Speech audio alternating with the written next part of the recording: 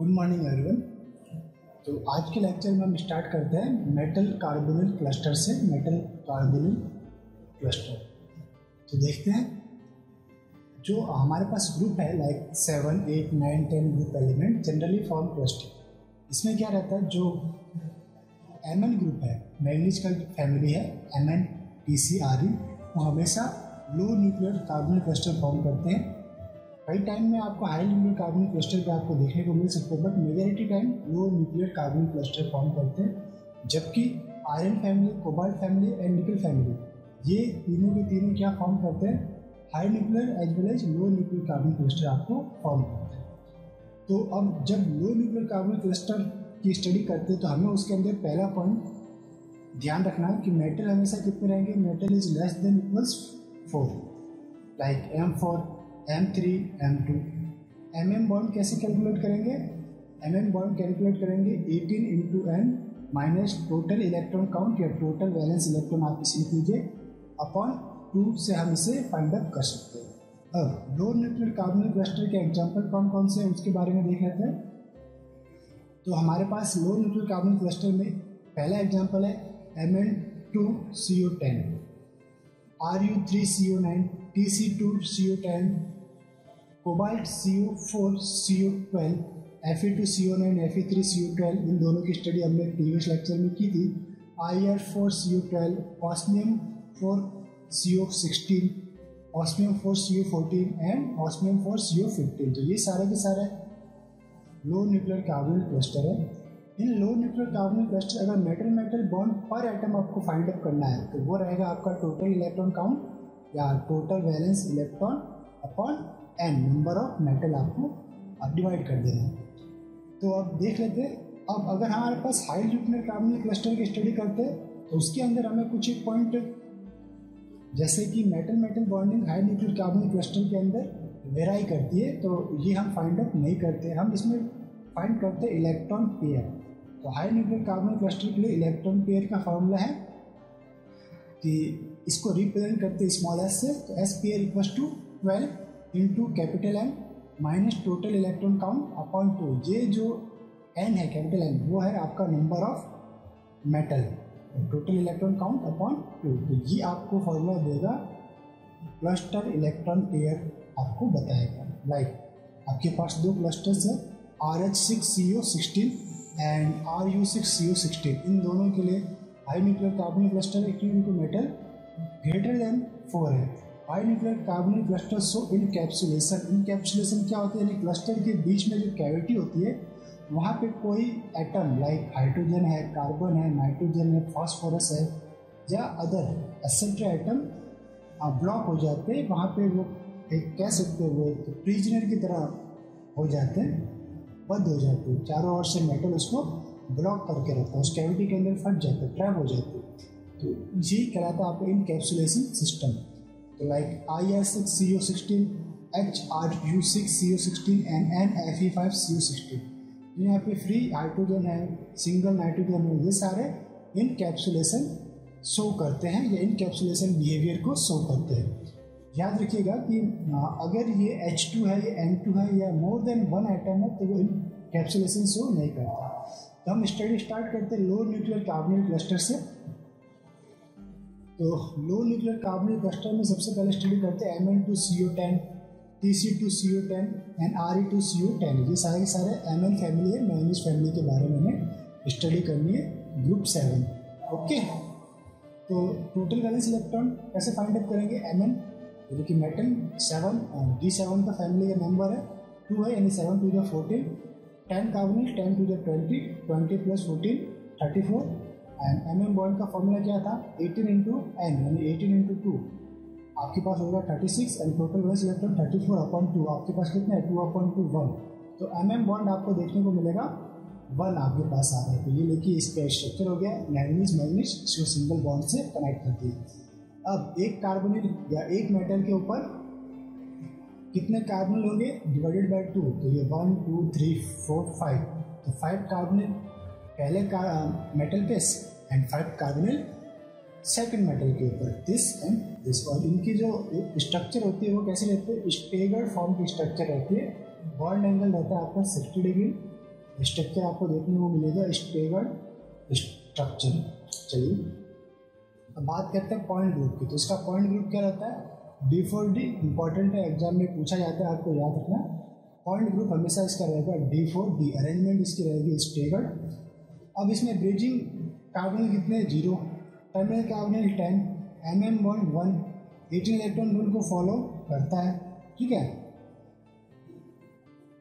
अब देखिए, अगर मुझे सपोज कीजिए इस मेटल के लिए 18 इलेक्ट्रॉन रूल फाइंड आउट करना है, इस पार्ट के लिए, इस मेटल के लिए होंगे, इस मेटल से अटैच कार्बन कितने? 1 2 3 4 5 carbon means 10 electron plus. Manganese कितनी इलेक्ट्रॉन डोनेट करेगा? 7 प्लस। मेटल बॉन्ड जो रहता है वो 2 इलेक्ट्रॉन डोनेट करता है, इट मीन्स एक मेटल के लिए 1 इलेक्ट्रॉन। तो दिस वन टोटल कितने हो गए? 10 plus 7 17 plus 1 18, it means 18 electron follow कर रहा है ये। अब चलिए नीचे पढ़ते हैं, इसके ऊपर और क्या कैसे क्वेश्चन एग्जाम में आते हैं। देखिए, Mn2CO10 are easily get oxidized and reduced. They shows oxidation and reduction easily. Like Mn2CO10 है, oxidizing agent, sorry reduction agent हमने यूज किया है सोडियम मेटल। तो रिडक्शन परफॉर्म होगा, जो डायमर है वो मोनोमर के अंदर कन्वर्ट होंगे। This one sodium MnCO5, it mean sodium plus charge और MnCO5 जो कॉम्प्लेक्स है उसके ऊपर माइनस चार्ज। और जो इसका इलेक्ट्रॉनिक टोटल वैलेंस इलेक्ट्रॉन भी कितना आएगा? 18 इलेक्ट्रॉन को भी फॉलो कर रहा है। इसी तरह Mn2CO10, इसको आप ब्रोमीन या डाई हैलोजन H2 से आप ऑक्सीडाइज कर सकते हैं। जब हम ऑक्सीडेशन करेंगे तो मेटल के ऊपर कैसा चार्ज आएगा? पावरफुल पॉजिटिव चार्ज की तरह हम इसे बिहेव कर सकते हैं। तो मेटल के अंदर Br ने एंटर किया, MnCO5 Br, ये जो Br है वो directly attach to metal Mn से अटैच्ड है। तब है आपके पास low nuclear carbonyl cluster is thermodynamically unstable and volatile in nature। जब इसे आप हीट करते हैं, थर्मोडायनेमिकली अनस्टेबल का मीन्स है जब हम इसे हीट करेंगे तो इसके अंदर से कार्बोनिल बाहर निकलेगा। लाइक ये है Mn2CO10 प्लस सोडियम, आपने इसे हीट किया, रिएक्शन परफॉर्म होगी, मोनोमर में ये कन्वर्ट होगा टू NaMnCO5, या फिर हम इसे ऐसे भी लिख सकते हैं MnCO5 माइनस चार्ज। ये है आपका कार्बोनिलेट आयन। कार्बोनिलेट आयन मीन्स आपका जो कार्बोनिल क्लस्टर है उसके ऊपर कैसा चार्ज है? माइनस चार्ज है, मोर बेसिक इन नेचर। तो अब देखिए, ये आपका सेकंड एग्जांपल था Re2CO10 plus 2 sodium, reduction perform हुई, बना आपके पास 2 NaReCO5। इसी तरह Tc2CO10 2 सोडियम, रिडक्शन परफॉर्म हुई 2 NaTCCO5। देन आफ्टर ये 3D 4D 5D। साइज अगर आपकी इंक्रीज होगी तो बेसिसिटी भी क्या होगी? आपकी इंक्रीज होगी। बेसिसिटी इंक्रीज क्यों हो रही है? तो overall electron density on the metal क्या हो रहा है? इंक्रीज हो रहा है, इसलिए आपकी बेसिसिटी इंक्रीज हो रही है, इलेक्ट्रॉन डोनेट करने की टेंडेंसी आपकी इंक्रीज होगी। तो यहाँ पे बेसिसिटी ऑर्डर क्या रहेगा आपका इन तीनों के अंदर? तो greater ReCO5 minus is greater than TCCO5 minus is greater than MnCO5 minus. अब अगर हम ये जो आपका कार्बोनिलेट आयन था इसके इलेक्ट्रोफाइल से रिएक्शन कराते हैं, लाइक मिथाइल आयोडाइड था, तो हमारे पास एक नया कॉम्प्लेक्स बन जाएगा MnCO5CH3। ये भी आपका 18 इलेक्ट्रॉन रूल को फॉलो करेगा। This one carbonylate and this one methyl iodide methyl plus as electrophile, this यहाँ पे अटैक कर जाएगा न्यूक्लियोफाइल की तरह। कार्बोनिलेट एनायन बिहेव करता है तो यहाँ पे अटैक करके एक बना देगा आपको इलेक्ट्रोफाइल के साथ अटैक करके कॉम्प्लेक्स बना देगा। अगर मैं इसकी रिएक्शन कराऊँ लाइक ये आपका था 1 प्रोपिल ब्रोमाइड से, तो SN2 प्राइम रिएक्शन को ये परफॉर्म करेगा। इट मीन्स जो न्यूक्लियोफाइल अटैक करेगा वो डायरेक्टली इस पोजीशन पे अटैक ना करके यहाँ पे अटैक करेगा। तो एक कॉन्जुगेशन आपको देखने को मिलेगा, this attack to this going to this and this बाहर चले जाएगा। तो हमारे पास कॉम्प्लेक्स बनेगा। उसके बाद ये हमारे पास 18 इलेक्ट्रॉन रूल का कॉम्प्लेक्स बनेगा। चेक कर लेते हैं। Mn 7 इलेक्ट्रॉन कंट्रीब्यूट करेगा, 5 कार्बोनिल 5 टू जार 10 इलेक्ट्रॉन एंड दिस वन जो है आपका ये आपका एक कार्बन यहाँ पे रहेगा। इससे हम सही से अगर हम लिखना चाहें तो थोड़ा सा इस टाइप से लिखना पड़ेगा मुझे, first carbon this and this, और फिर ये अटैच है यहाँ से, इसे हम मिस कर देते हैं, यहाँ पे हमने रॉन्ग लिखा है। मीन्स ये इस टाइप से रहेगा, 3 कार्बन है, 1 2 3। तो ओवरऑल कितने इलेक्ट्रॉन है इसमें, 18 इलेक्ट्रॉन को ये फॉलो कर रहा है। देखिए यहाँ पे भी हमने मिस्टेक की, ये जो इसका सही स्ट्रक्चर होगा वो क्या रहेगा,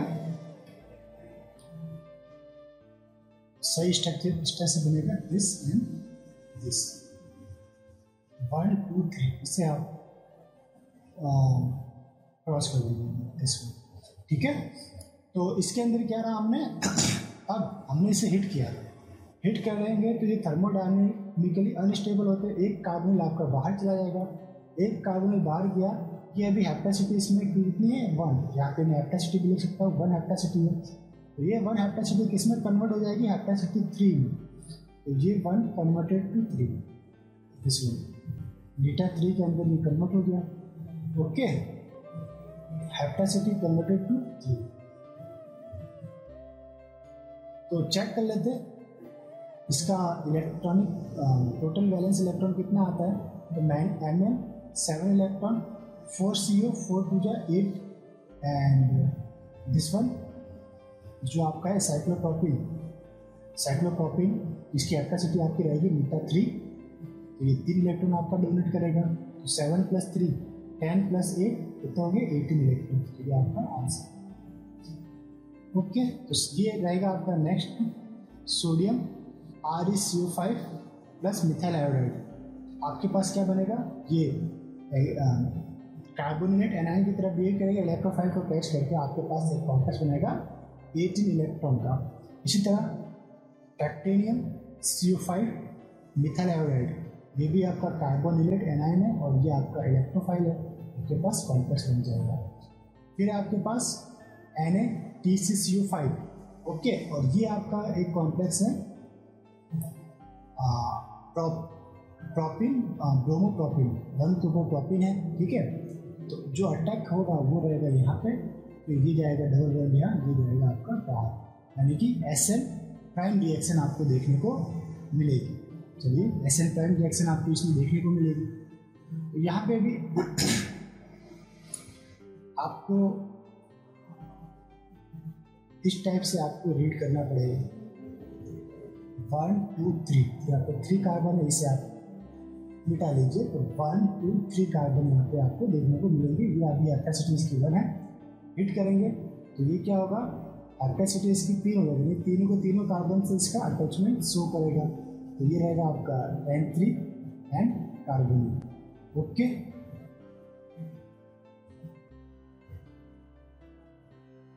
दिस वन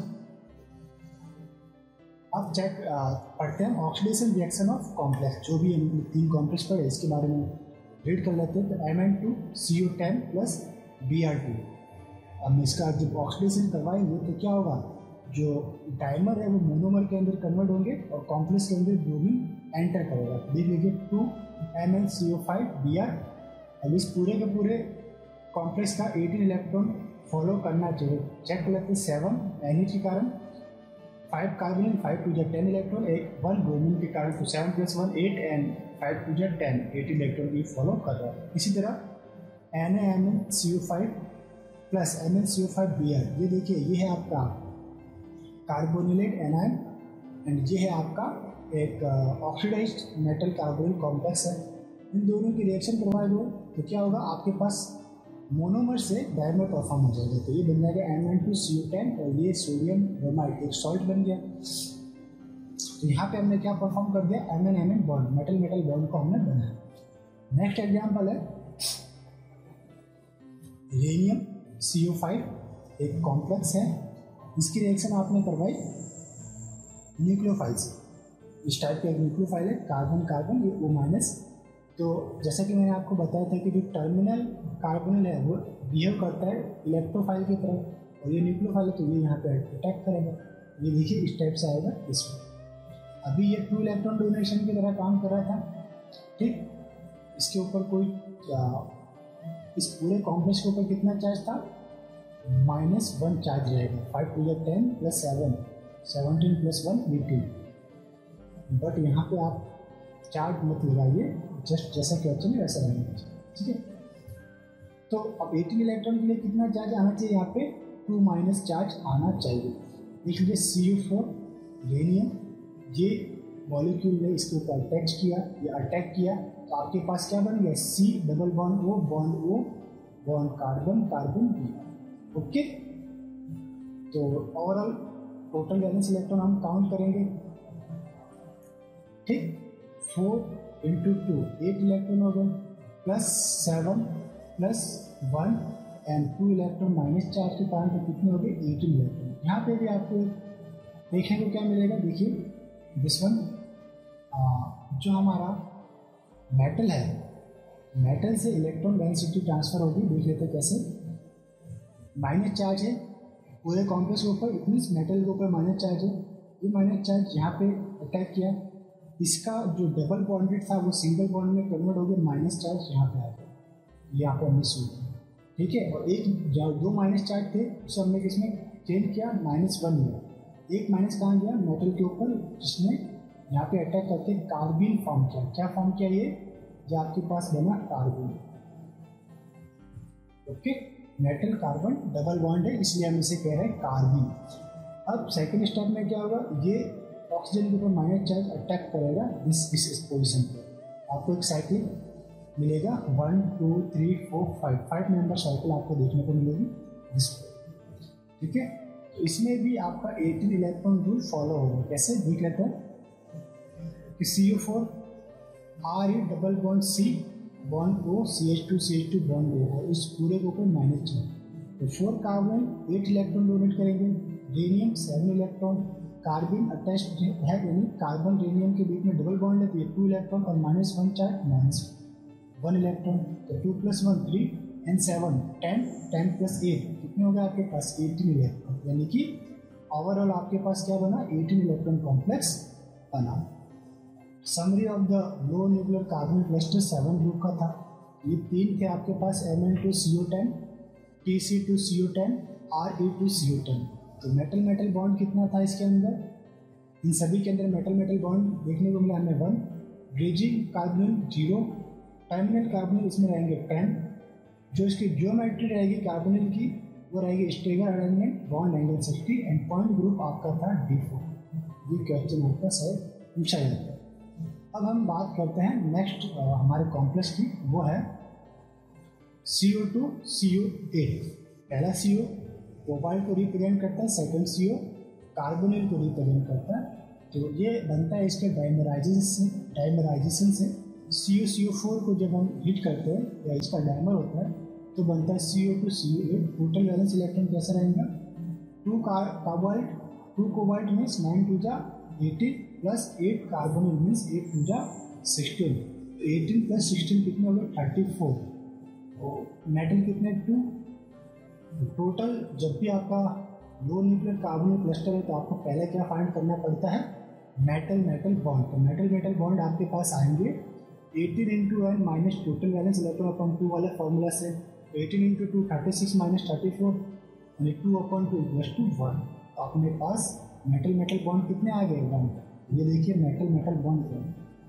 अब सॉलिड स्टेट के अंदर CO2 CO8 in solid state, bridging carbonyl कितने रहते हैं आपके पास 2 एंड टर्मिनल कार्बोनिल रहते हैं इसमें 6। ये आपको याद रखना पड़ता है, bridging carbonyl and terminal carbonyl इस केस में आपको याद रखना पड़ेगा।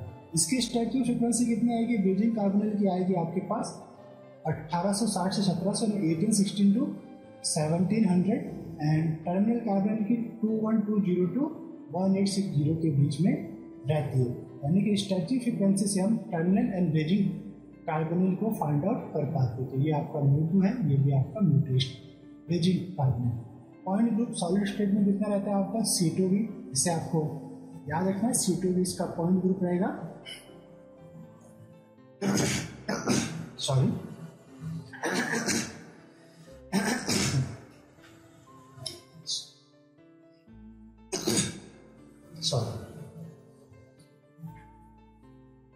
तो चलिए फिर हम देख लेते हैं।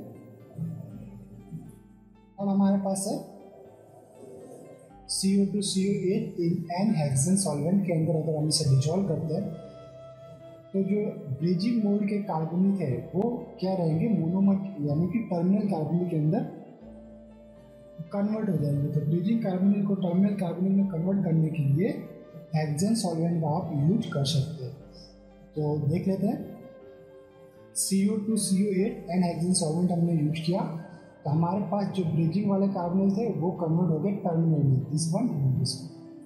अब इसका जो पॉइंट ग्रुप आएगा वो रहेगा आपका D3D। स्टेगर्ड कंफर्मेशन के कारण पॉइंट ग्रुप रहेगा D3D। जो अब कंफर्मेशन रहेगा उसका क्या रहेगा, स्टेगर्ड कंफर्मेशन आपका देखने को मिलेगा। अब देख लेते हैं, इसके सारे के सारे टर्मिनल है। तो stretching frequency 21202 to 1860 centimetre inverse के बीच में आएगी। इन solution state CO2 CO8 staggered arrangement है आपकी, पॉइंट ग्रुप क्या है, D3D। ओके, टर्मिनल कार्बोनिल कितने थे आपके पास, 8, stretching frequency 21202 to 1860 centimetre inverse. Bridging carbonyl कितने इसमें, 0। अगर हम इसका रिडक्शन करवाते हैं तो भी क्या होगा, ये मोनोमर के अंदर कन्वर्ट होंगे। CO2 CO8 का सोडियम के साथ हमने रिडक्शन करवाया सोडियम मेटल से, तो हमारे पास जैसा कि हमने Mn फैमिली के लिए पढ़ा था, जस्ट वैसा ही है। यहाँ पे बन जाएगा 2NH CO4, तो 9 + 4 = 8 + 1, टोटल कितने हो गए, 18 इलेक्ट्रॉन को ये फॉलो करता है। तो कार्बोनिल CO4 2- ये बन गया आपका कार्बोनिलेट। इसी तरह कोबाल्ट CO4 Na, ये बना है आपके पास कार्बोनिलेट एनायन। इसके साथ हमने इलेक्ट्रोफाइल कैचअप करवाया मिथाइल, तो इलेक्ट्रोफाइल मिथाइल के लिए MEI आपको रीएजेंट यूज करना पड़ता है। तो MEI हमने यूज किया, तो हमारे पास क्या बनेगा, कॉम्प्लेक्स CO4 Na, जो कि 18 इलेक्ट्रॉन को फॉलो कर रहा है। ओके, तो 18 इलेक्ट्रॉन सिस्टम आपके पास बन गया। ये कैसा है, स्टेबल। अब हम पढ़ते हैं ओके, Fe2CO9। Fe2CO9 ये कैसा था आपके पास, डाई आयरन या नोनिन कार्बोनिल, डाई आयरन नोनिन यानी कि 9 कार्बोनिल आपके पास है। तो 2FeCO5, सबसे पहले हमने इसका फोटोलिटिक या थर्मली हीट किया, तो हमारे पास क्या बन गया, डाइमर Fe2CO9। इसके लिए टोटल वैलेंस इलेक्ट्रॉन काउंट कितना होगा, 2Fe है, it means 8 × 16 electron, and 9 carbonyl 9 × 18 electron, total कितने हुए, 34 electron. Metal metal bond find करेंगे तो कितना आएगा, ये 1। फाइंड करने का तरीका आपको बताई दिया, 18 × 2 - total balance electron upon 2। Metal metal bond इसमें कितने हैं, 1। हमने इसकी स्टडी प्रीवियस लेक्चर में भी की थी, जस्ट रिकॉग्नाइज कर लेते, रिविजन कर लेते। Bridging mode 3 1 2 3, terminal 1 2 3 4 5 6, point group D3H रहेगा आपका, एंड मॉसबेयर स्पेक्ट्रा इसमें कितना रहेगा, 1 6। ठीक है, सॉरी। इसी तरह ruthenium Ru2CO9, total valence electron कितना रहेगा, 34। Metal metal bond 1, bridging carbonyl 1 and terminal carbonyl 8। देखिए, जब भी आप ग्रुप में अप टू डाउन जाते हैं तो आपकी ब्रिजिंग बनाने की टेंडेंसी जो है वो क्या होती है, लोअर रहती है। ब्रिजिंग टेंडेंसी डिक्रीज होती जाती है। Like osmium OH2CO9, total valence electron 34, इसके लिए भी MM बॉन्ड 1 आएगा। Bridging carbonyl 1 and terminal carbonyl आपको रहेंगे 8। ये principal quantum number increase, the bridging capacity क्या रहेगी आपकी, ओवरऑल डिक्रीज रहेगी, जैसा कि मैं आपको बता रहा हूँ। ये देखिए, ये इसके जनरल स्ट्रक्चर है। रुथेनियम ये 1 metal metal bond, this one single bridging mode carbon, और ये जो है आपके पास क्या है, टर्मिनल कार्बन। इसी तरह osmium 2 CO9, this bridging mode carbonyl है। ये आपके मेटल्स रह गए, दिस मेटल ये सिंगल बॉन्ड हो गया मेटल मेटल, और ये आपके टर्मिनल कार्बन। तो bridging carbonyl 1, terminal carbonyl 8, MM bond 1। Point group इसका जनरली पूछा नहीं जाता है, तो इसको हमने इन पर भी रखा। पॉइंट ग्रुप हमने यहाँ पे अभी इसी रेफरेंस से लिखा नहीं। चलिए, अब नेक्स्ट जो हमारा कॉम्प्लेक्स क्लस्टर है वो है Fe3CO12। इससे प्रिपरेशन कैसे करेंगे? पहला हमें क्या करना पड़ेगा, FeCO5 को सोडियम बोरोहाइड्रेट के साथ रिडक्शन करवाएंगे तो हमारे पास मिलेगा मेटल कार्बोनिलेट, या हमारे पास मेटल हाइड्रोजन कॉम्प्लेक्स बनेगा विथ मेटल कार्बोनिलेट। अब इसका हमने क्या करवा, ऑक्सीडेशन विथ MnO2, हमारे पास क्या बन गया Fe3CO12। इसके अभी जो एग्जाम्पल पूछा जाता है एग्जाम के अंदर, इसका पॉइंट ग्रुप पूछा जाता है, नंबर ऑफ ब्रिजिंग कार्बन पूछा जाता है, नंबर ऑफ टर्मिनल कार्बन पूछा जाता है। तो पहले मेटल मेटल बॉन्ड कैसे फाइंड करना है, 18 × n minus total valence electron upon 2, 18 × n यानी कि 18 × 3 माइनस 48 अपॉन 2, तो 6/2 आएगा इसका आंसर। अब हमारे पास इसका स्ट्रक्चर जो पूछा जाता है वो देख लेते हैं। अरेंजमेंट कैसा रहता है इसका, ट्राईएंगुलर अरेंजमेंट रहता है। स्ट्रक्चर जस्ट इसको थोड़ा ऊपर कर लेते हैं। ओके, स्ट्रक्चर के लिए देखिए ये 1 2 3 ट्राईएंगुलर स्ट्रक्चर, 3 पहले आयरन के साथ टर्मिनल कार्बन, फिर यहाँ पे 3, यहाँ पे 4 और यहाँ पे 2 जो है वो ब्रिजिंग मोड कार्बोनिल के रूप में कार्बोनिल एग्जिस्ट करते थे। ब्रिजिंग कार्बोनिल 2, टर्मिनल कार्बोनिल है आपके पास 10, तो टोटल ओवरऑल कार्बोनिल कितने हो गए 12। इसका पॉइंट ग्रुप रहता है C2V, इम्पोर्टेंट है, इसे याद रखिएगा C2V। चलिए स्लाइड के ऊपर रहते हैं। अब इसमें क्या है, 2 आयरन इन कोऑर्डिनेशन नंबर क्या है 7 एंड 1 आयरन कोऑर्डिनेशन नंबर 6 है। देख लेते हैं कैसे, 1 2 3 4 5 6, तो ये 6 कोऑर्डिनेटेड आयरन है और ये आयरन 1 2 3 4 5 6 7, ये 7 कोऑर्डिनेटेड आयरन जो कि 2 है।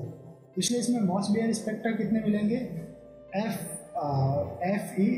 Fe57। अगर मॉस बेयर स्पेक्ट्रा में फाइंड आउट करूँ तो 2 टाइप के आयरन है, इसलिए इसमें 2 सिग्नल आपको देखने को मिलेगा। 2 signal, 2 different type of iron exist in molecule. Case study NMR spectra find out करने के लिए 2 तरीके की स्टडी कर सकते हैं, एक लो टेम्परेचर पे और एक हाई टेम्परेचर पे। At low temperature like -124 degree Celsius और at rigid form 1 mirror plane exist. तो कौन सा मिरर प्लेन एग्जिस्ट होगा देख लेते हैं। ये देखिए, ये जो डॉटेड लाइन है वो हमें मिरर प्लेन को शो कर रहा है। ये ऊपर वाले का मिरर रिफ्लेक्शन नीचे आपको देखने को मिल रहा है, तो मिरर प्लेन एग्जिस्ट है। It means all the CO give different chemical environment. तो कार्बन 13 NMR सिग्नल कितने रहेंगे आपके पास 6, तो 6 कौन से रहेंगे देख लेते हैं, 1 2 3 4 5 and 6 आपको डिफरेंट कार्बोनिल के C13 NMR आपको देखने को मिलेंगे। ठीक है, यहाँ पे हमारे पास 6 सिग्नल आएंगे, but at room temperature they show non rigid structure, means fluctuational behaviour show करते हैं, आपस में इंटरचेंज रहते हैं और इंटरचेंज टाइमिंग इतनी कम होती है कि NMR इंस्ट्रूमेंट उसको रिकॉर्ड नहीं कर पाते। तो देखिए अब यहाँ पे ब्रिजिंग ब्रेकअप हो गया और प्लेन ऑफ सिमेट्री एग्जिस्ट कर दिए। ठीक, तो 1 2 3 4 5 6 सारे के सारे नीचे वालों के साथ और आपस में ये इससे फ्लक्चुएशन बिहेवियर शो करेगा, ये इससे इस टाइप से फ्लक्चुएशनल बिहेवियर शो करने के कारण, यानी कि ये वाले इससे फ्लक्चुएशनल, ये वाले इससे फ्लक्चुएशनल बिहेवियर शो कर रहा है ये आपस में। तो कितने कार्बन 13 NMR शो होंगे, 2 सिग्नल। ये 2 टाइप के आयरन है, तो 2 टाइप के सिग्नल आपको शो करेंगे। ये वाला इसके साथ आइसोलोबिलिटी सेव कर रहा है, इसका मिरर इमेज है, तो इसके जितने भी कार्बोनिल हैं वो 1 टाइप के आपको कार्बन 13 NMR देंगे, और इस आयरन से जो कि इन दोनों से अलग है, इसके जितने भी कार्बोनिल है वो एक डिफरेंट टाइप के NMR शो करेंगे। तो 2 सिग्नल आपको यहाँ पे मिलने वाले हैं, तो याद रखना है आपको 2 सिग्नल मिलेंगे इन high temperature and room temperature. अब इस सॉल्यूशन स्टेट के अंदर क्या रहेगा, they give only 1 signal. Solution state में ये सारे के सारे कार्बोनिल आपस में इंटरचेंज होते रहते हैं, ये इससे इंटरचेंज होगा, ये इससे, ये इससे, ये इससे, ये इससे, ये इससे, इस टाइप सभी के सभी कार्बोनिल इंटरचेंज होंगे। तो सिर्फ आपको कितना मिलेगा, 1 कार्बोनिल के लिए they only show 1 C13 NMR signal आपको शो करेंगे। इन सॉल्यूशन स्टेट और carbonyl are same environment. Okay, तो 3 हो गया आपके पास, lower temperature, room temperature and solution state. इसको लोअर टेम्परेचर को आप सॉलिड भी बोल सकते हैं, सॉलिड स्टेट भी बोल सकते हैं। तो इसके लिए आपके पास जो सिग्नल थे वो कितने थे, 6, सेकंड वाले में 2, थर्ड वाले में 1। तो इस टाइप से हम याद भी इनसे रख सकते हैं। अब नेक्स्ट हमारे पास जो क्लस्टर है वो है रुथेनियम Ru3CO12। ये आइसोलेबल होता है ऑस्मियम 3CO12।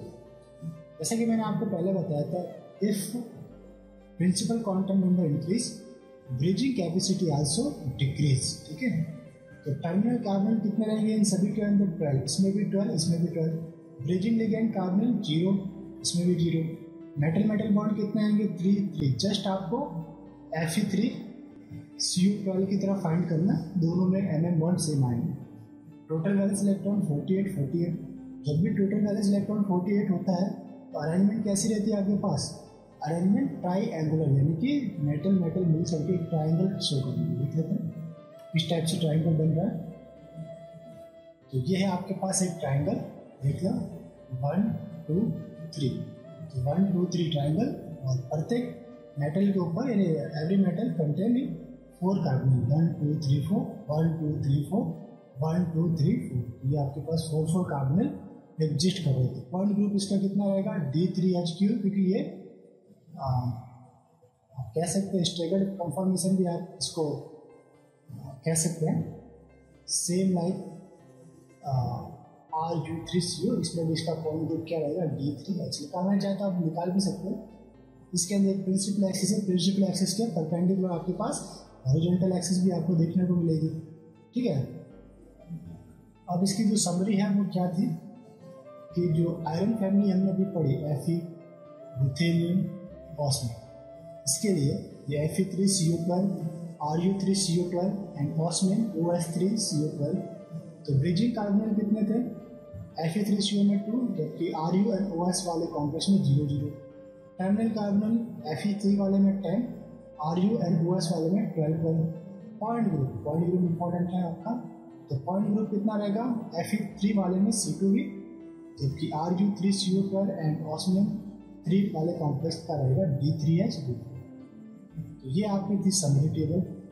अब नेक्स्ट स्टडी करते हैं कोबाल्ट CO4 CO12। लो न्यूक्लियर क्लस्टर है, क्यों, क्योंकि जो नंबर ऑफ मेटल है वो कितने हैं, 4, इसलिए हम इसे क्या बोल रहे हैं, नो न्यूक्लियर कार्बनिक क्लस्टर।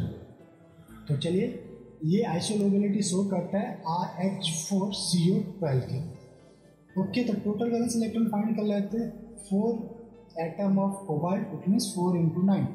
कोबाल्ट D9 फैमिली का बिलोंग करता है, इसलिए 9 4 जा 36 एंड 12 कार्बन मीन्स 12 2 जा 24। ओवरऑल कितने होंगे, 60। जब भी आपका टोटल वैलेंस इलेक्ट्रॉन 60 आता है तो आपकी जो स्ट्रक्चर है वो कैसी रहती है, टेट्राहेड्रल स्ट्रक्चर आपको देखने को मिलता है। तो टोटल वैलेंस इलेक्ट्रॉन RH4CO12 के अंदर भी आएगा 60, इसके लिए आपको स्ट्रक्चर मिलेगा टेट्राहेड्रल। अब हमें पहला जो कॉन्सेप्ट है मेटल मेटल बॉन्ड, इसमें फाइंड आउट करना है। तो फॉर्मूला था 18 × n minus total valence electron upon 2। तो 18 मल्टीप्लाइड बाय 4 मेटल है, कितना आएगा 72 माइनस 60 अपॉन 2, 12 अपॉन 2 यानी 6। ये ओवरऑल मेटल मेटल बॉन्डिंग कितनी आ रही है इसके अंदर, 6। अब किस टाइप की ज्योमेट्री रहेगी, वो रहेगी आपकी टेट्राहेड्रल में। तो चेक करेंगे सबसे पहले ब्रिजिंग कार्बन कितने रहेंगे आपके, कोबाल्ट के लिए 3, terminal carbon 9, metal metal bond 6। इसी तरह वोडियम के लिए भी 6 ब्रिजिंग का 6 आपका metal metal bonding, 3 bridging carbon and 9 terminal. Structure इसका देख लेते हैं, स्ट्रक्चर काफ़ी पूछा जाता है। ये सिंपली पहले मैं टेट्राहेड्रल आपको ड्रॉ करके बता दूं।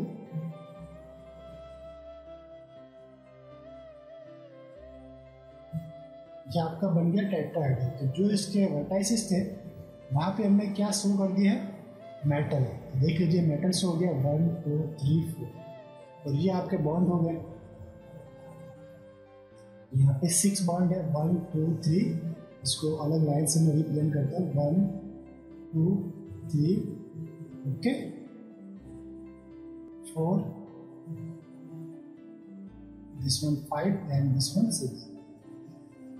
1 2 3 4 5 26. तो ये आपके 6 मेटल मेटल बॉन्ड आपको देखने को मिल रही। 3 जो ब्रिजिंग कार्बोनिल है वो इन द प्लेन, जो ये वाला जो आपको प्लेन दिख रहा है नीचे, इस प्लेन में एक ब्रिजिंग कार्बोनिल यहाँ पे एग्जिस्ट कर रहा है, एक यहाँ पे और एक इसके पीछे की। ठीक है, ये 3। बाकी सभी जो बेस में कार्बोनिल मेटल है उसके साथ दो दो कार्बोनिल अटैच्ड है। ये देखिए 2 कार्बोनिल 2 कार्बोनिल 2 कार्बोनिल। ठीक, और जो टॉप मोस्ट मेटल है उसके साथ 3 कार्बोनिल अटैच्ड है। तो ओवरऑल कार्बोनिल कितने हो गए? ओवरऑल आपके पास रहेंगे 9 कार्बोनिल। ठीक, ओवरऑल आपके पास रहेंगे 9 कार्बोनिल। थोड़ा सा इसे ऊपर कर लेते हैं। एंड अब हमारे पास है CO4CO12 एंड RH4CO12 और सेम स्ट्रक्चर रहेंगे, 3D अरेंजमेंट रहेगा और क्लस्टर टाइप है वो रहेगा आपका नीडो। अब ये nido cluster, arachno cluster and other cluster कैसे फाइंड आउट करते हैं? Closo cluster, nido and arachno, ठीक, या फिर हाइपो क्लस्टर। इसके लिए अलग से स्टडी है जो कि अपकमिंग लेक्चर में या इसी लेक्चर में हम पढ़ेंगे। तो 3D अरेंजमेंट हो गया, क्लस्टर टाइप इसका नीडो। अब था हमारे पास एक बहुत इंपॉर्टेंट जो रूल है, पॉलीस्केलेटल इलेक्ट्रॉन पेयर थ्योरी। जो पॉलीस्केलेटल इलेक्ट्रॉन पेयर थ्योरी के थ्रू हम क्लस्टर टाइप पता करते हैं, क्लस्टर इलेक्ट्रॉन पेयर के बारे में हम स्टडी करते हैं। तो देखिए पॉलीस्केलेटल इलेक्ट्रॉन पेयर थ्योरी, शॉर्ट में लिखें PSEPT। फॉर्मूला रहता है इसका metal plus ligand minus 12। Metal means कि मेटल कितने इलेक्ट्रॉन कंट्रीब्यूट कर रहा है, लिगेंड मीन्स लिगेंड उस मेटल से अटैच लिगेंड कितने इलेक्ट्रॉन कंट्रीब्यूट कर रहा है, ठीक है, माइनस 12। ये एक फ्रैगमेंट के रूप में भी आप ले सकते हैं और पूरे कॉम्प्लेक्स के रूप में भी आप ले सकते हैं। लाइक दिस है, एक आपके पास कॉम्प्लेक्स है CO4CO12।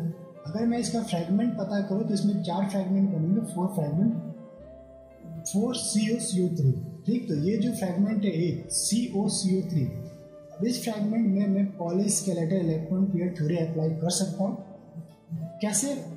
तो मेटल प्लस लिगेंड, तो मेटल कितने इलेक्ट्रॉन डोनेट कर रहा है यहाँ पे 9, लिगेंड कितने 3, सिर्फ इस फ्रैगमेंट की बात कर रहा हूँ, ठीक है। तो 3 2 या 6, तो 9 + 6 कितने हो गए 15। तो पॉलीस्केलेटल इलेक्ट्रॉन पेयर थ्योरी के अकॉर्डिंग नंबर ऑफ इलेक्ट्रॉन्स कितने रहेंगे, cluster electron, metal plus ligand minus 12, तो 9 + 6 आपके हो गए 15 - 12 3। तो एक फ्रैगमेंट 3 इलेक्ट्रॉन डोनेट कर रहा है, तो ओवरऑल कितने फ्रैगमेंट है 4। तो 4 फ्रैगमेंट प्रोवाइड 4 × 3 12 इलेक्ट्रॉन। तो 12 इलेक्ट्रॉन हो गए क्लस्टर बॉन्डिंग में। तो इलेक्ट्रॉन पेयर कितने हो गए क्लस्टर बॉन्डिंग में, तो इलेक्ट्रॉन पेयर के 2 से डिवाइड कर दे, 6 इलेक्ट्रॉन पेयर आपके cluster bonding.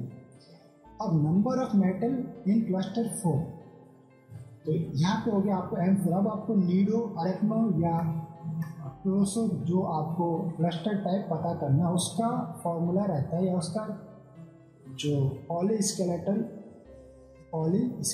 Electron pair theory के अकॉर्डिंग अगर मुझे बताना है कि क्लोसो या नीडो है, तो हमें देखना है कि M + 1 = S। S क्या था, S है आपके पास cluster electron pair, M number of metal atom in cluster. अगर M + 1 = S आता है, यानी कि नंबर ऑफ मेटल एटम में एक ऐड करने पे वो किसके बराबर आता है, पॉलीस्केलेटल इलेक्ट्रॉन पेयर के बराबर आता है, तो वो क्लोसो क्लस्टर कहलाएगा। अगर M + 2 = S आता है तो नीडो, M + 3 = S आता है तो अरेक्नो, M + 4 = S आता है तो हाइपो। इसी टाइप से आप ये चलता जाता है, ठीक है। तो पहले हम बात करते हैं जो फर्स्ट टाइप था हमारा, दिस वन। इसमें मेटल कितने 4, स्केलेटल इलेक्ट्रॉन पेयर कितना है 6 इलेक्ट्रॉन पेयर। तो M + 2 यानी 4 + 2 कितना है 6, यानी कि सेकंड वाला अप्लाई हो रहा है M + 2। तो ये क्लस्टर कैसा है हमारे पास, नीडो क्लस्टर है। इसी टाइप से आप किसी भी कार्बोनिल क्लस्टर के लिए आप क्लस्टर टाइप बता सकते हो। अब चलते हैं CO4CO12 is Nido tetrahedral cluster, और इसी टाइप का रहेगा RH4CO12। अब इसके अंदर केक बॉन्डिंग इलेक्ट्रॉन पेयर कितने हैं 6, मेटल मेटल बॉन्ड कितने हैं 6, केक इलेक्ट्रॉन और स्केलेटल इलेक्ट्रॉन पेयर कितने 6 × 2 यानी कि 12 इलेक्ट्रॉन इन केक बॉन्डिंग आपको देखने को मिलेगी। तो टाइप ऑफ क्वेश्चन जो पूछे जाते हैं इसमें, तो किस टाइप के क्वेश्चन पूछे जाते हैं, पहला क्वेश्चन इसमें पूछा जाता है metal metal bonding, second number of brazing carbonyl, फिर आपसे पूछा जाता है number of terminal carbonyl terminal में इसमें, फिर आपसे पूछा जाता है नंबर ऑफ या जियोमेट्री उसकी पूछी जाती है, स्केलेटल इलेक्ट्रॉन पेयर्स के बारे में पूछा जाता है एंड क्लस्टर टाइप के बारे में भी पूछा जाता है। इस टाइप के क्वेश्चन आपके नेट के एग्जाम में बहुत पूछे जाते हैं कार्बोनिल क्लस्टर वाले पर्टिकुलर टॉपिक से, तो इसे सबको बहुत ही अच्छे से इस टॉपिक को करना है। अब नेक्स्ट एग्जाम्पल है हमारे पास जो कि एग्जाम में पूछा जाता है Ir4CO12, ये किसकी फैमिली का है, कोबाल्ट फैमिली का ही एग्जाम्पल है। This one cobalt, rhodium and iridium. Then इसमें होता है क्या है कि जैसे मैंने बताया था प्रिंसिपल कांटेक्ट नंबर अगर इंक्रीज होती है तो ब्रीजिंग मोड जो है कार्बोनिल वो ख़त्म हो जाती है। तो फिलहाल कोबाल्ट एंड रोडियम 4 के लिए हमने ब्रीजिंग मोड कार्बोनिल देखे थे, उसमें थे 2, बट अगर हम इरिडियम की बात करें तो इसमें ब्रीजिंग मोड कार्बोनिल रहेंगे 0। बस यही आपको चेक करना है, बाकी सभी चीज़ सेम रहती है। टोटल वैलेंस इलेक्ट्रॉन इसमें भी कितना निकलता है 60, इसकी भी ज्योमेट्री कैसे आती है टेट्राहेड्रल। मेटल मेटल बॉन्ड इसमें भी कितना आएगा आपके पास 6, जस्ट ऊपर की तरह है metal metal bond 6। Bridging ligand यहाँ पे ये इंपॉर्टेंट है आपका 0 रहता है। Terminal carbon 4 terminal carbon divided by 4 metal इन पर मेटल 3 कार्बन आपको देखने को मिलेगा। ओके, तो चलिए ज्योमेट्री कैसे रहेगी इसकी पीडी कैसे, अगर आपके पास टोटल वैलेंस इलेक्ट्रॉन 60 है तो ज्योमेट्री कैसे आएगी आपकी 6 टेट्राहेड्रल। इसके लिए हमने एक टेबल फॉर्म की हुई है जो अपकमिंग लेक्चर में भी आप उसे पढ़ पाएंगे। तो देख लेते हैं ये इसका स्ट्रक्चर है। आई है पहले ये नहीं समझ में आ रहा तो जनरली आप एक टेट्राहेड्रल बना लीजिए, दिस वन, ठीक। ये आपका टीडी बन गया। इसके वर्टाइसिस के ऊपर आप क्या प्लेस कर दीजिए मेटल प्लेस कर दो 1 2 3 4 एंड पर मेटल आप 3 कार्बोनिल अटैच कर दीजिए 1 2 3 1 2 3 1 2 3 1 2। तो यहाँ पे Ir4CO12 अगर हम इसे फ्रैगमेंट बनाते हैं तो फ्रैगमेंट कैसे बनेगा 4Ir CO3, तो 4 फ्रैगमेंट आपको देखने को मिलेगा।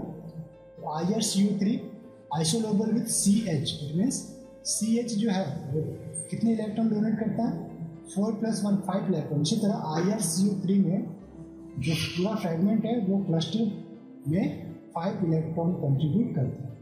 आप इसे ऐसे भी याद कर सकते हैं या पॉलीस्क्लेटन रूल के थ्रू भी याद कर सकते हैं। पॉलीस्क्लेटन यानी 15 electron isolobal with 5 electron isolobal with phosphorus भी 5 इलेक्ट्रॉन कंट्रीब्यूट करता है आर्सेनिक। तो इस टाइप से ये सारे के सारे आइसोलेबल है इलेक्ट्रॉनिक कॉन्फ़िगरेशन में। अब according to polyskeletal electron pair theory कितने इलेक्ट्रॉन क्लस्टर बॉन्ड के अंदर ये डोनेट करेगा वो देख लेते हैं। तो क्लस्टर बॉन्ड के लिए आपके पास फॉर्मूला था metal plus ligand M+L-12। Okay, तो M+L-12 मेटल कितना इलेक्ट्रॉन कंट्रीब्यूट करेगा। तो पहला जो फ्रैगमेंट था Ir CO3 मेटल 9 3 कार्बन 3 2 6 -12, तो ये 3 इलेक्ट्रॉन यहाँ पे कंट्रीब्यूट कर रहा है क्लस्टर फॉर्मेशन में। तो 4 फ्रैगमेंट है तो 4 3 12 इलेक्ट्रॉन। स्केलेटल इलेक्ट्रॉन पेयर किसे आएगा 12/6।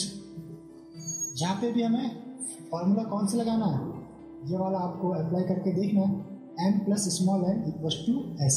तो 4 + 2 = 6 आ रहा है, मीन्स ये नीडो क्लस्टर आपका है।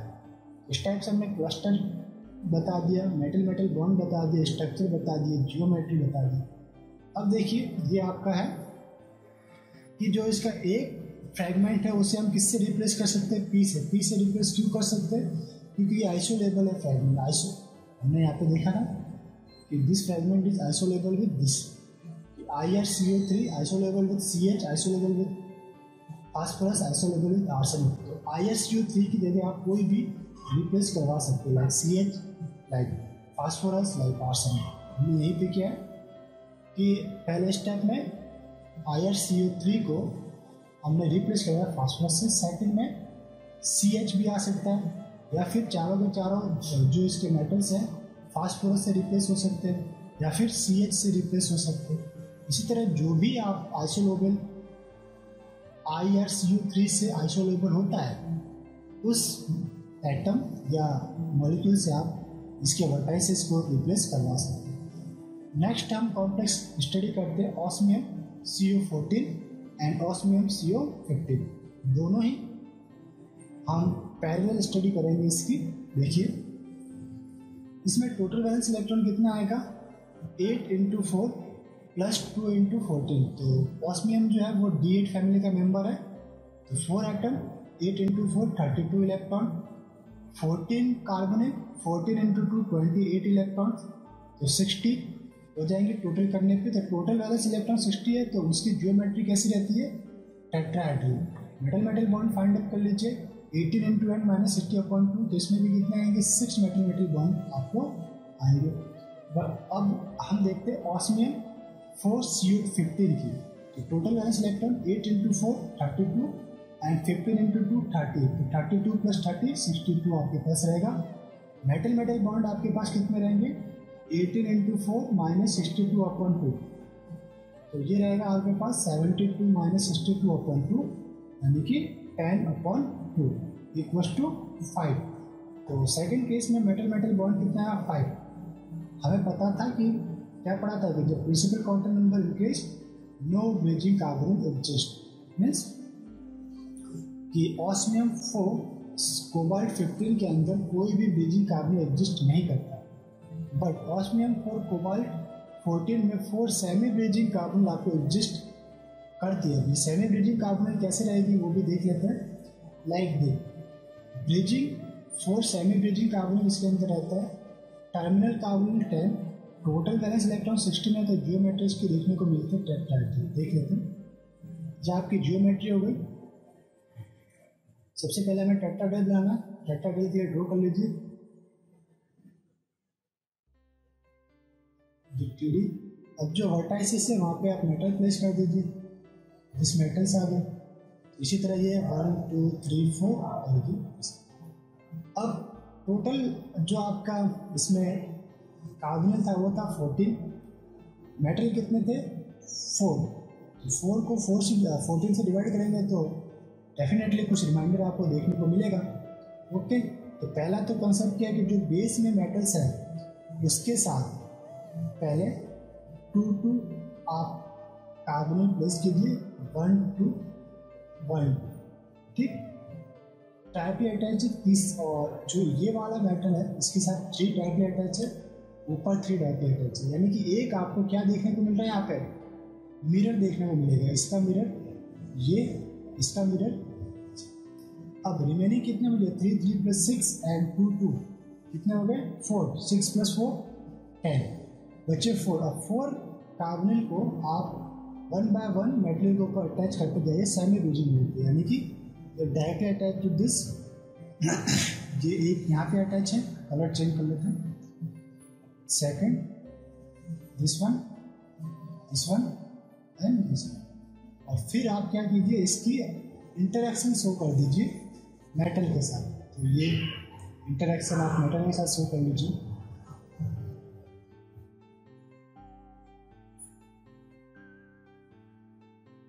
एंड दिस, ये आपके पास कहलाएंगे सेमी ब्रिजिंग, जैसा यहाँ पे मैं आपको बता रहा हूँ। सॉरी, यानी कि एक मेटल के साथ ये डायरेक्टली अटैच्ड है, सेकंड के साथ इंटरेक्शन शो कर रहा है, तो इसे ही हम कहते हैं सेमी ब्रिजिंग मोड। अब हम चलते हैं नीचे, ऑस्मियम 15 का जो था, ओके, ये है आपके पास 1 2 3 4, इसे ऊपर कर लेंगे थोड़ा। Osmium 4 cobalt 16, total valence electron कितना है इसका 64। अब जब 64 रहता है टोटल वैलेंस इलेक्ट्रॉन, उस कंडीशन में देख लेते हैं सही से। एक रहता है 64, तो स्क्वायर बेस प्लानर आपका स्ट्रक्चर देखने को मिलता है। तो स्क्वायर बेस प्लानर देखिए 1 2 3 4 ये आपका बन गया स्क्वायर। ओके, अब आपको पर मेटल कितने 4, टोटल कार्बन कितने 16, 4 डिवाइडेड बाई 64 पर मेटल आपको 4 कार्बन को अटैच करना होते हैं। 1 2 3 4 1 2 3 4 इस टाइप से हमने यहाँ पे अरेंज किए 1 2 3 4। ये रह गया आपका स्क्वायर बेस प्लानर। अगर इसी स्ट्रक्चर को थोड़ा बहुत एक कन्वर्जन होता है 1 2 3 4 1 2 3 4 1 2 3 1 2 3 4 4 4 8 4 12 एंड 3 15, ये आपका रहेगा 15। ठीक, तो ये कहलाएगा आपका butterfly structure osmium force U15। Total valence electron कितना रहता है आपका 62 कंडीशन में है। इस कंडीशन में अगर 62 वैलेंस इलेक्ट्रॉन है तो वो स्ट्रक्चर कहलाएगा बटरफ्लाई, एंड अगर टोटल वैलेंस इलेक्ट्रॉन 64 है तो वो कहलाएगा स्क्वायर बेस प्लानर। अब इसकी एक पूरी टेबल है जो हमने अभी नीचे ड्रॉ करी थी। बटरफ्लाई स्ट्रक्चर को हम कैसे ड्रॉ करेंगे देख लेते हैं। बटरफ्लाई स्ट्रक्चर,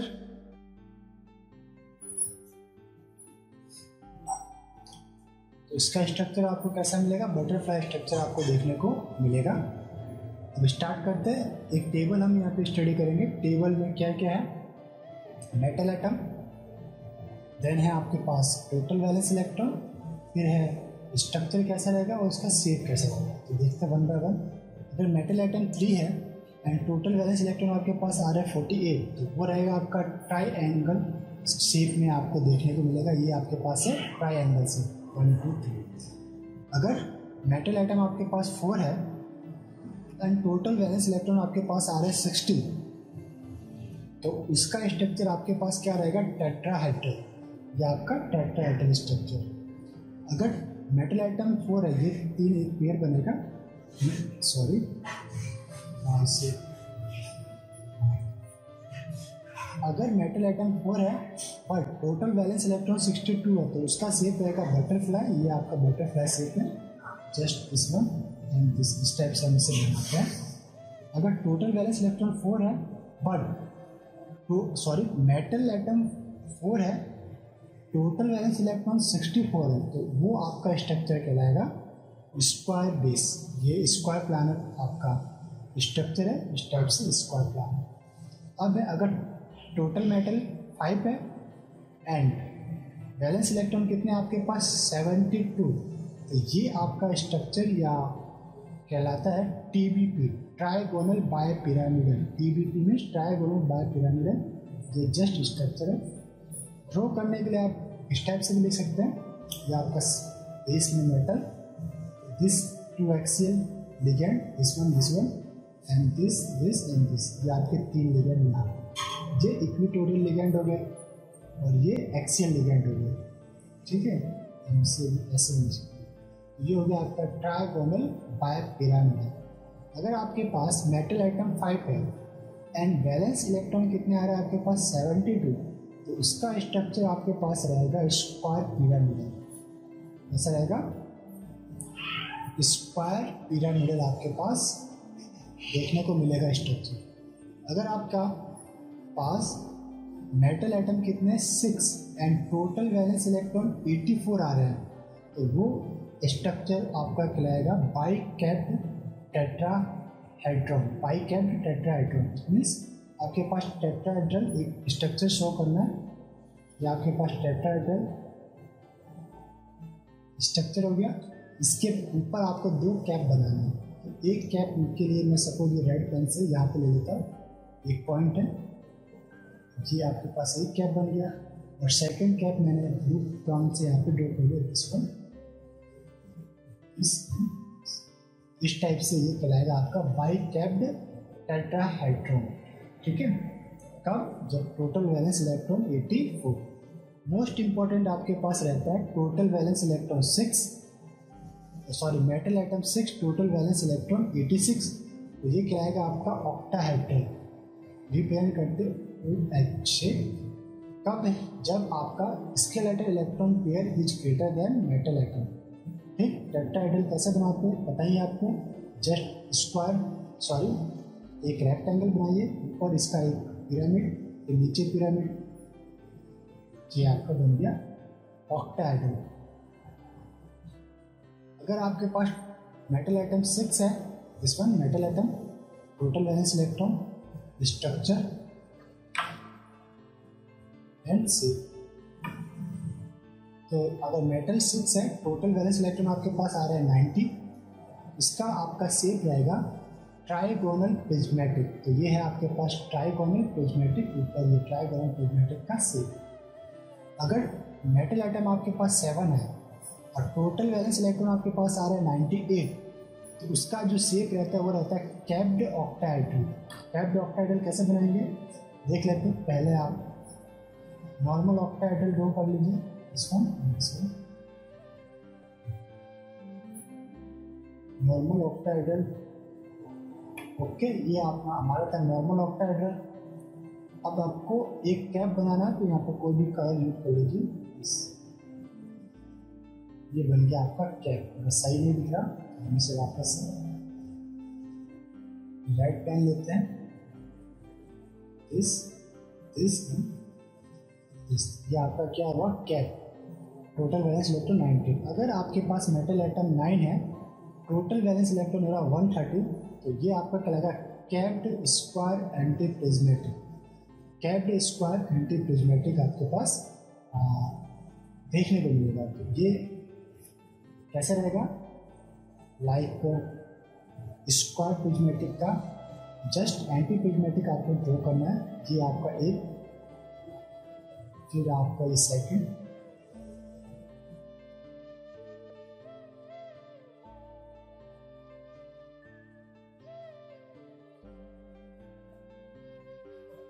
ठीक है। अब यहाँ पे आपको एक कैप देखने को मिल सकता है, इसे कैप्ड स्क्वायर एंटी प्रिज्मेटिक, ये आपका स्ट्रक्चर है। फिर अगर टोटल वैलेंस इलेक्ट्रॉन 10 है, तो by capped square anti prismatic, ये था by capped square anti prismatic. इसी में एक कैप यहाँ पे अगर आप लगा दोगे तो वो कहलाएगा by capped square anti prismatic type का। ओके, तो इस टेबल के अंदर हमने क्या पढ़ा, हमने metal atom, total valence electron, structure और शेप के बारे में पढ़ा। तो इस लेक्चर को यहीं पे स्टॉप करते हैं। तो लेक्चर आपको, आई होप लेक्चर पसंद आया होगा। अगर आपको लेक्चर पसंद आए तो हमारे चैनल को सब्सक्राइब कीजिए और बने रहिए CSIR नेट की तैयारी के लिए हमारे साथ। चलिए मिलते हैं नेक्स्ट वीडियो के अंदर, तब तक के लिए हैव अ नाइस डे।